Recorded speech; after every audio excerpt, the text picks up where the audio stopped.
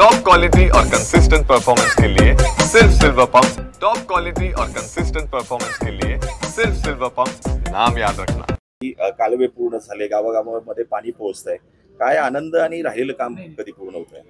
नाही, सर्वात प्रथम माननीय मुख्यमंत्री फडणवीस साहेबांच्या नेतृत्वाखाली या निळवंड्याचं कामाला खरी गती मिळाली आणि स्वर्गीय पितर साहेबांनी देखील फार मोठं सहकार्य केलं। आज या दोघांच्याही प्रयत्नातून जे दिवस या परिसरामध्ये पाहायला मिळाले, निळवंड्याच्या लाभ क्षेत्रामध्ये पाहायला मिळाले, प्रत्येक ठिकाणी पाणी पोचलेलं आहे। आम्ही ज्या ठिकाणी पीडीएनचा प्रयोग केला, त्या पीडीएनचा प्रयोग देखील यशस्वी झाला।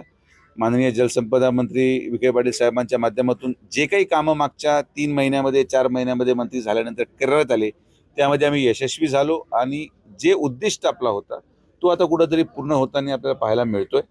हे एक आनंदाचा क्षण या परिसरातल्या गावांसाठी आहे, या लोकांसाठी आहे आणि मला वाटतं की भविष्य कालावधीमध्ये हा सगळा भाग देखील आपण बागायत करण्यामध्ये यशस्वी होऊ। संगमनेरचे आमदार बाळासाहेब थोरात खरं तर 40 वर्ष सत्तेत होते, मात्र धरणाचं काम पूर्ण होऊ शकलं नाही। आता मात्र ते स्वतःला जलनायक म्हणून घेतात। नाही, आता विषय असा आहे की शेवटी आपण स्वतःची प्रतिमा जाहिरातीद्वारे काय निर्माण करतो यापेक्षा जनतेच्या मनामध्ये काय जाहिरात प्रतिमा तयार होते याला महत्त्व असतं।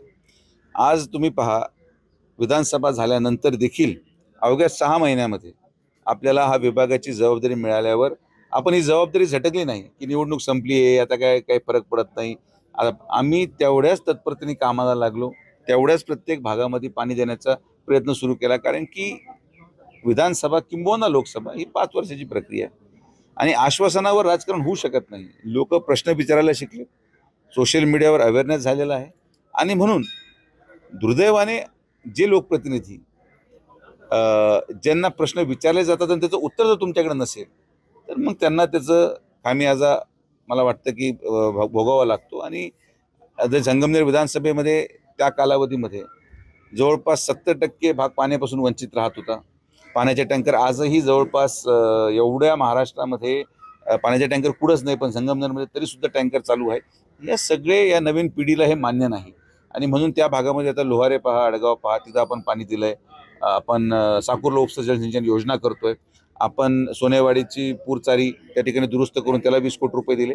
तर काम करावं लागतं आणि काम केल्यानंतरच जनता बरोबर राहते। ठीक आहे, तर ते स्वतःला काय म्हणतात किंबहुना काय नाही, आता याच्यावर मी काय टिप्पणी करणार नाही। आता तो भाषणामध्ये सगळं बोलून झालं, आता परत तेच बोलण्यात नाशिक पदवीधरमध्ये सत्यजित तांबेंनी अपक्ष उमेदवारी केली, मात्र भाजपने पाठिंबा दिलेला होता आणि तुम्ही उघडपणे त्यांचं काम केलेलं होतं। आता पुन्हा चर्चा सुरू झाली की ते भाजपमध्ये प्रवेश करतील आणि त्यांनी पण असं म्हटलं की सुजय विखे माझे चांगले मित्र आहेत, मित्राला सोबत घ्या। नाही, मैत्री आपल्या जागेवर आहे। शेवटी हा पक्षाचा निर्णय माननीय मुख्यमंत्री आणि प्रदेश अध्यक्ष महोदयांचा असतो।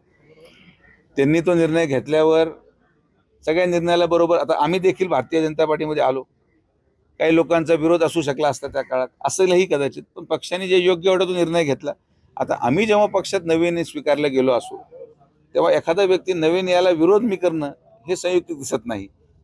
जे काही होईल ते कालांतराने आपल्याला पाहायला मिळेल। मात्र मी एक गोष्ट आवर्जून सांगतो की जेव्हा जेव्हा मतदारसंघामध्ये आणि संगमनेर तालुक्याच्या जनतेच्या प्रश्नाचा विषय येईल, काही ठराविक राजकारण आमच्या स्थानिक पातळीवर होत राहतं।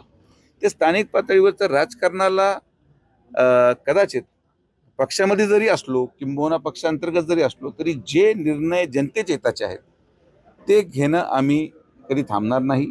जे जनतेला पाहिजे किंबहुना ज्या स्थानिक स्वराज्य संस्था किंवा स्थानिक पातळीवरचे संघर्ष असतील राजकारणामध्ये, कार्यकर्त्यांमध्ये, ते कायम राहणार आणि म्हणून हे सगळं कसं जमून येणार हे मला माहीत नाही, कसं माननीय मुख्यमंत्री महोदय करून आणतील। कारण की तुम्ही स्वतः पहा की विधानसभेमध्ये माननीय मुख्यमंत्र्यांनी पुढाकार घेऊन देखील अनेक ठिकाणी पक्ष अंतर्गत लोकांनी विरोधी काम केलं, त्याचे पुरावे देखील मीडियामध्ये आहेत, जनतेपुढे आहेत आणि म्हणून या सगळ्या कुरघोडीचं राजकारण चालत राहतं।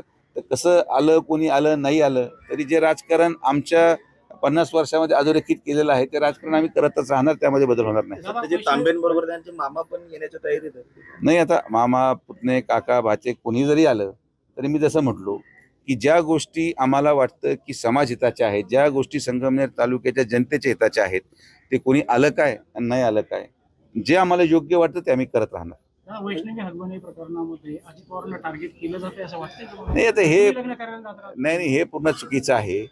अजित दादा एक अतिशय ज्याला म्हणतो भूतपूर्व नेतृत्व आहे आणि एखादा फोटो निघाल्यावर त्या घरी आता आम्ही देखील अनेक लग्नांमध्ये जातो, अनेक लग्नांमध्ये भेटी देतो. किती लग्नांना ज्यांना भेटी दिल्या त्या ठिकाणी आज मुलं मुली वेगळे झालेले आहेत. प्रत्येक ठिकाणी हे नैसर्गिक प्रक्रिया आहे. दुर्दैव आहे. एका लग्नाला मी गेलो, मी स्टेजवर बसलो होतो, नवरदेवाला पण मुलगी लग्नातच पळून गेली, मग काय करणार? तर सामाजिक तेढ असा निर्माण झालेला आहे. हे सगळ्या नैसर्गिक गोष्टी, याच्यामध्ये राजकीय व्यक्तिमत्वाला आणलं नाही पाहिजे. एखाद्या माणसाला एवढं, म्हणजे मला दुर्दैवाने हे जे व्यक्ती आहेत हगवणे का कोण आहे ते मला माहीत नाही, यांना कोणीच ओळखत नव्हतं. पण आपल्या सगळ्यांच्या आशीर्वादामुळे आज महाराष्ट्रामध्ये एखाद्या आमदाराला मंत्रीची ओळख नाही जेवढी तुम्ही त्याची निर्माण करून ठेवली. हे कृत्य जे आहे ते क्रूर आहे, त्याची शिक्षा त्यांना मिळाली पाहिजे. पण अशा प्रकरणामध्ये राजकीय लोकांना त्याच्यामध्ये घेणं हे चुकीचं असतं. आमच्याबरोबर समोर आलेले लोक कोणी फोटो काढतंय, आता आमच्याबरोबर फोटो काढला गेला की कोणी सांगितलं हा वाळू तस्कर आहे, हा खून करतो, हा 302चा आरोपी आहे. नाही तर याच्यापुढे मग कायदा करावा लागेल की जेवढे आरोपी असतील त्यांनी त्यांच्या कपड्यावर बिल्ला लावला पाहिजे, मी 302 आहे, मी 307 आहे, म्हणजे आम्हाला काहीतरी आयडेंटिफिकेशन झालं पाहिजे. समाजामध्ये चालत असताना लोकप्रतिनिधींना प्रचंड त्रास सहन करावा लागतो आणि आम्ही ते करतो. लग्नाला गेल्यामुळे हे जे काही सगळं अजितदादांच्या बद्दल त्या ठिकाणी थोडंसं काही लोक करायचा प्रयत्न करतात. आता हे जे लोक मीडिया पुढे आहेत, शिवसेना उबाटाचे जे अजितदादांबद्दल बोलतात, यांना कोणाच्या लग्नाची पत्रिकाच येत नाही, त्यामुळे त्यांना पर्यायच नाही. ज्या लोकांना लग्नाच्या पत्रिकाच येत नसतील त्यांनी दुसरा माणूस लग्नाला गेला त्याचा त्रास होऊ शकतो. तर माझी अशी विनंती आहे की हे जे मीडियावर प्रवक्ते आहेत उबाटाचे आणि शरद पवार गटाचे, यांना पण लोकांनी लग्नाच्या पत्रिका पाठवायला सुरू करा, म्हणजे या लोकांना बाकीचे आक्षेप राहणार नाही. उद्धव आणि राज ठाकरे सुद्धा एकत्र येण्याची चर्चा सुरू आहे. राऊतांनी तसे संकेत दिल्याची आमची तयारी आहे. संजय राऊत साहेबांनी संकेत दिले म्हणजे होणारच नाही. तुम्ही 2 वर्ष वाट पहा. त्या पक्षामध्ये फक्त 2च लोक राहतील, माननीय उद्धव साहेब आणि संजय राऊत साहेब. बाकी तिसरं कोणी तिथं सापडणार नाही. जोपर्यंत राऊत साहेब तिथं आहेत तोपर्यंत कोणी त्यांच्याबरोबर जाणार नाही आणि त्या पक्षाला उभारी पण मिळणार नाही. आता हे काय मीडियामध्ये दाखवलं जातं ते 1 होणार, 2 होणार, 3 होणार, त्याचे पुढचे अनेक प्रश्न आहेत. मग 1 झालं तर पक्षाचा नेता कोण राहणार, मग नेतृत्व कोण स्वीकार करणार, अशा अनेक तर्क वितर्क आहेत. तर त्यामुळं मला वाटत नाही की जे ते म्हणतात ते होईल. पण झालं तर ती सुद्धा महायुती सक्षम आहे कुठल्याही युतीसमोर लढायला. माननीय मुख्यमंत्री महोदयांच्या नेतृत्वाखाली आणि दोन्ही उपमुख्यमंत्री नेतृत्वाखाली आपण चांगलं काम करू. राजकीय पक्षाचे जे पदाधिकारी आहेत प्रतिष्ठेसाठी उंच लग्न करतात, खर्चिक लग्न करतात आणि हुंडा पण घेतात, अशा जे प्रकृती ज्या आहेत, प्रवृत्ती ज्या आहेत, त्यांच्या बाबतीत तुम्ही कसं बघता? कारण तुम्ही देखील अनेक लग्नांना हजेरी लावतात, कोणी हुंडा घेतला हे माहीत नसतं. आता आम्ही लोकप्रतिनिधी आहोत. लोकप्रतिनिधी स्वतः आदर्श ठेवला पाहिजे आणि म्हणून विखे पाटील परिवारामध्ये मी एकुलता एक असला तरी माझ्या वडिलांनी माझा सामुदायिक विवाह केलं, समाजाला सांगण्यासाठी की बाबा मी माझ्या मुलाचं लावतो तर कार्यकर्त्यांनी पण तेच करावं. आता कार्यकर्त्यांचा एकदम जोश गडी सगळे एवढे, कोणी फॉर्च्युनर देऊ राहिलं, कोणी गाड्या देऊ राहिला, तर काय बोलू शकतो आपण आदर्श घडवून दिला. जसं आम्ही आदर्श घडवला तसं इतर लोकप्रतिनिधींनी देखील त्यांच्या मुलांचे लग्न सामुदायिकमध्ये जर लावायला सुरू केली तर कुठंतरी कार्यकर्ते बदलतील ही अपेक्षा आपण ठेवली पाहिजे. आणि आता लोकांनी कसं लग्न लावावं हा त्यांचा व्यक्तिगत प्रश्न आहे. अगोदर काय होतं, 7-8 पोरं असायचे, त्यामुळे खर्च पेलवायचा नाही. आता प्रत्येक घरामध्ये एकच मुलगा, मग ते एकुलता एक करता करता हे सगळा जो गाजाबाजा होऊ राहिला. आता हे भविष्य कालावधीमध्ये हे न थांबणारा विषय आहे. आपण फक्त आवाहन करू शकतो की बाबांनो साधं लग्न लावा. बरं तर साधं लग्नही लावतात म्हणता आम्ही लग्नाचे हे या शाळेला या मंदिराला चेक देतात आणि जेवण मग 1000 रुपये प्लेट ठेवतात. मला तर काही कळत नाही. पण आता मग हसू येतं, पण आता करता काय, मतं पण मागायचे तर नाही लायचं आपल्याला. आगामी निवडणुकांमध्ये महायुती स्वबळावर लढेल की एकत्रित लढेल, काय नाही. आता स्थानिक, मला असं वाटतं की स्थानिक पातळीवरची परिस्थिती आपल्या आपल्या पद्धतीने मला वाटतं सगळे नेते आढावा घेतील. काही ठिकाणी युतीमध्ये लढतील, काही ठिकाणी तिन्ही पक्षाचे खाली कार्यकर्ते सक्षम आहेत, तर काही ठिकाणी मतभेदही होऊ शकतात. पण हा सगळा निर्णय वरिष्ठ पातळीवर केला जाईल. वरिष्ठ पातळीवर निर्णय झाल्यानंतर खरं आदेश दिल्यावर खरं खालचे लोक पण किती पाळणार हा पण एक फार मोठं ज्याला म्हणतो आपण अग्निपरीक्षा आहे.